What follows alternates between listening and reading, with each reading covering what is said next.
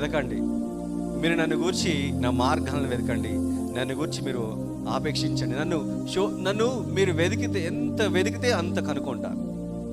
దేవుడు ఏమంటున్నాడంటే, దేవుడు మర్యాదస్తుడు. మీరు నన్ను వెతికితేనే కానీ, దేవుడు ఏమంటే, నీ హృదయం అనే తలుపు యొద్ద నిలబడి నేను తట్టుచున్నాను, మీరు నా స్వరం విండి నన్ను ఆహ్వానిస్తేనే తప్ప నేను మీ యొక్క హృదయంలోకి వస్తున్నాను. ఆయన మర్యాదస్తుడు.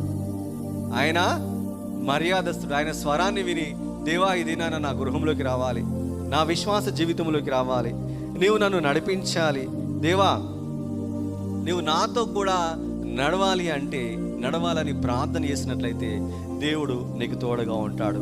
ఇర్మీయా గ్రంథం 31వ అధ్యాయములో, వారు నన్ను ప్రార్థించుచుండగా నేను వారిని నడిపించెదను అంటున్నాడు. హల్లెలూయా.